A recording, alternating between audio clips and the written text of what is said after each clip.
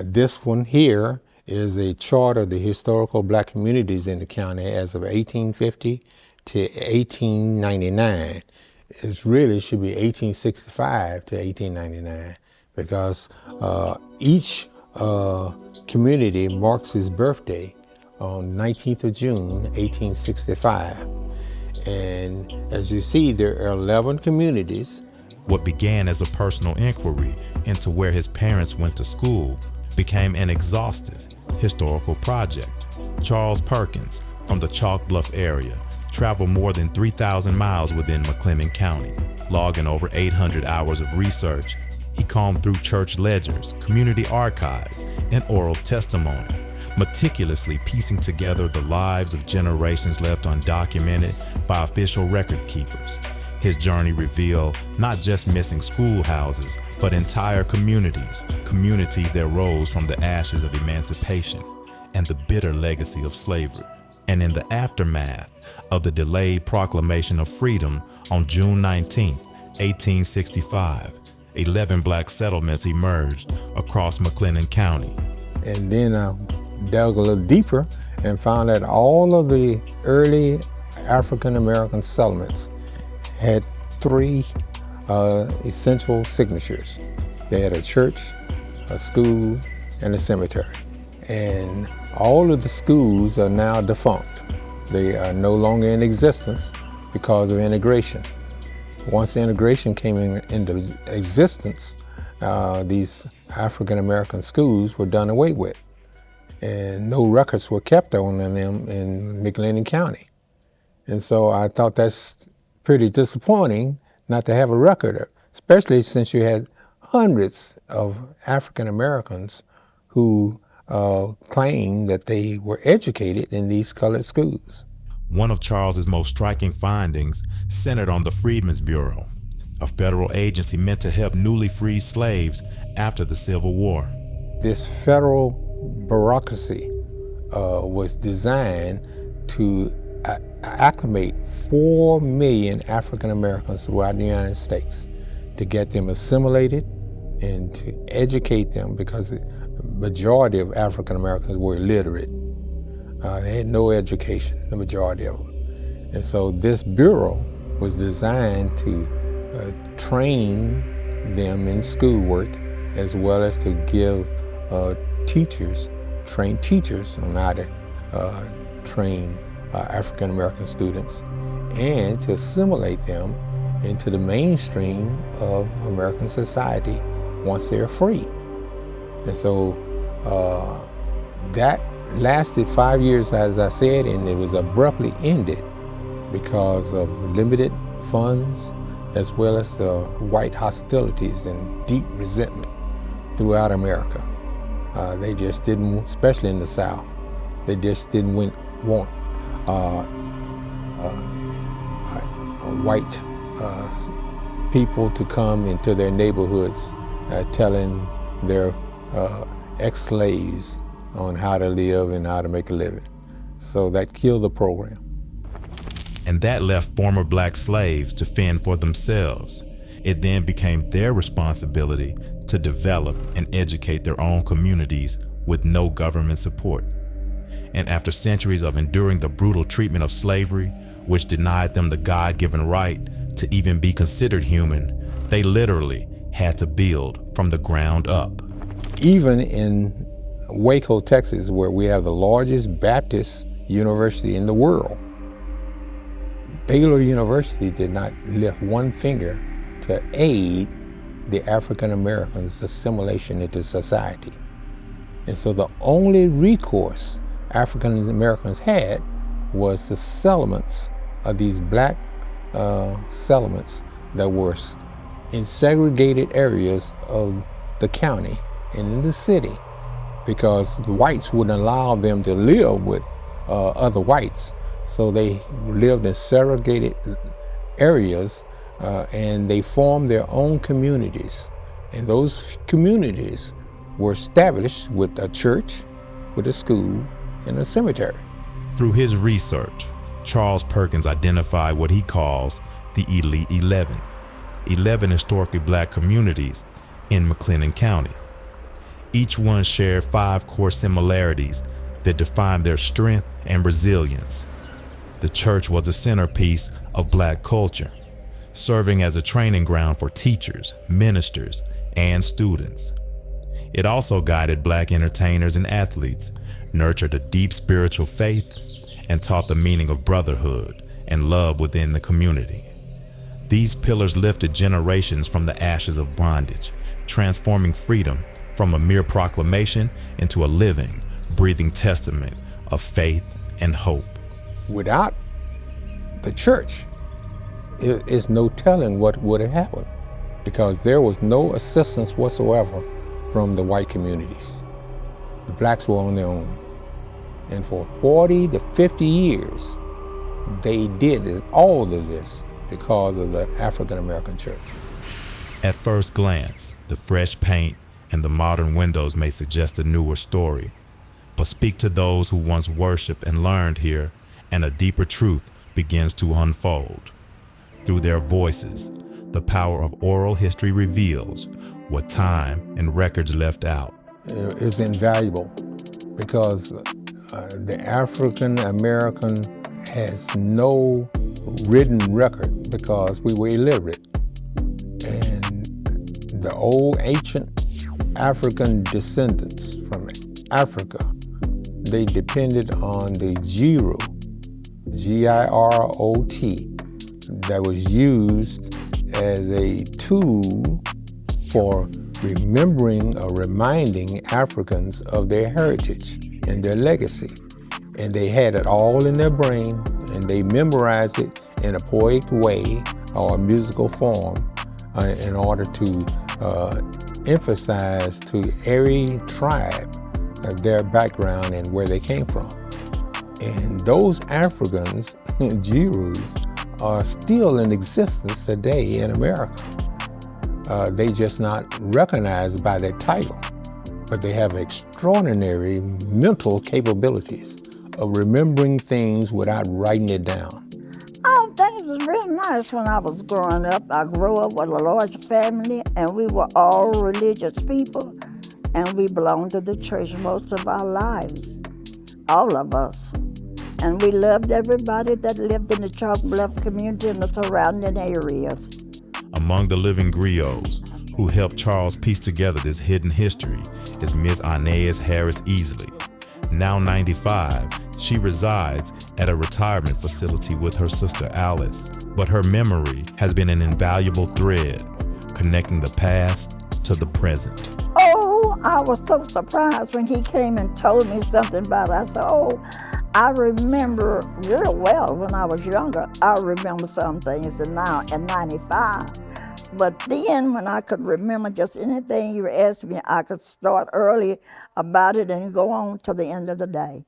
Because they said Inez loved to talk, and she talked all the days. And I did. I loved to talk, and I loved the fellowship.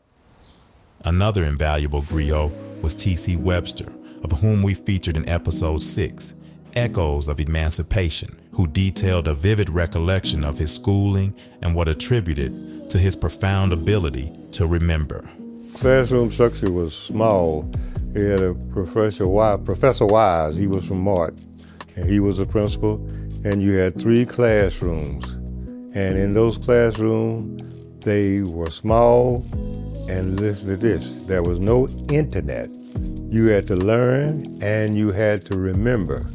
And there's no such thing as like in college now, grading on a curve. You had to remember it verbatim to pass the test. And I graduated from elementary school as salutatorian, and my best friend, Helen Westbrook, graduated as the valedictorian of that particular school. And it was an all-black school, all black teachers, but you had to have total remembrance of the subject matter. As far as going to school, we walked those miles on every day for 9 months and more, that we would be walking to school, because that was our only way of going to school at that time. we passed the Zion Hill Baptist Church and went on down to the school.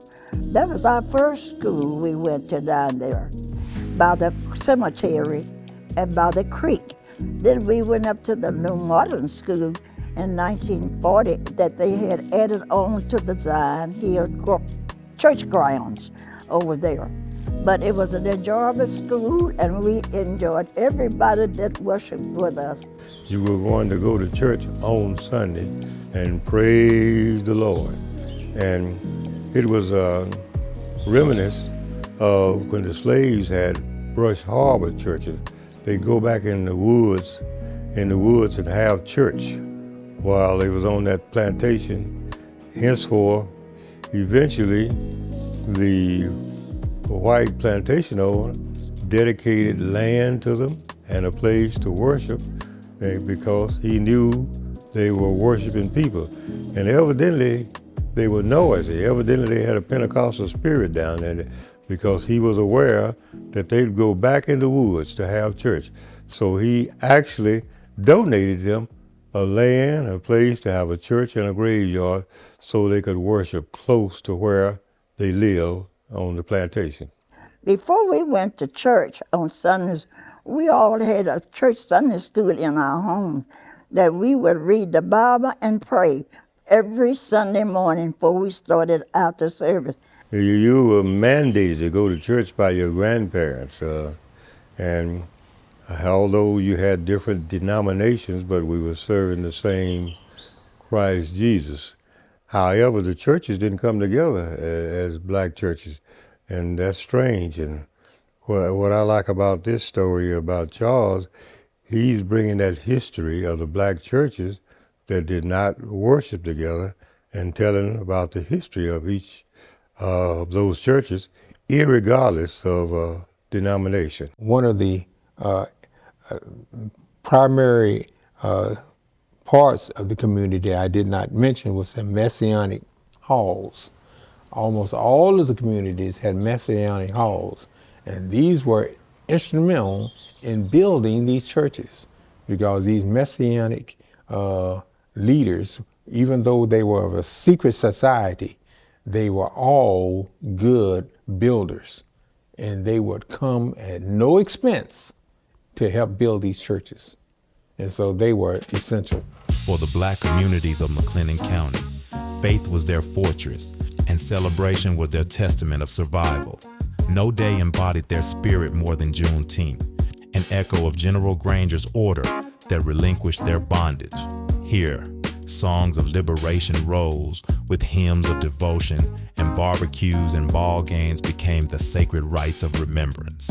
Proof that freedom had finally found its voice. When I was growing up, the most important day of the year was Juneteenth celebration. And I recorded it in the manuscript. That was the day in which African Americans took off from work, even if they had permission or not. They took off and called it a sick day or something in order to give rise to celebrating the day of their freedom. And they did that by having barbecues, ice cream, socials, picnics, parades, religious celebration at the church. And it was a big day, which was much more significant than July 4th. 19th of June was the time they started on the 18th of June, and they started a picnic, and they would go down there and plant and put all kinds of things for the 19th of June picnic. It started, and it would go all night and all day 19th of June. They played ball, and they did just any type of ball was the thing they mainly did. So they fellowshiped really well with one another all those many years. Oh, the Juneteenth celebration was enormous. There was one family, the Holders family, they had what called baseball games and baseball tournaments. So you celebrated it, and you had a barbecue, and that was every Juneteenth. They would kill a calf, celebrate with baseball games, as well as a large barbecue that brought all the families together in the outlying neighborhoods. 19th of June many years ago was what we really celebrated. And then we celebrated on the 4th of July, but not as much as we did 19th of June. I don't ever recall celebrating July 4th when I was a youngster. But almost every single church out of the 11 that identified, they celebrate in one form or the other Juneteenth Day. Through centuries of hardship and hope, their perseverance built communities that still stand today, shaping an ever-evolving world. These communities are more than memories. They remain vibrant chapters in a story that continues to unfold. This community was called the Bush or El Mott community.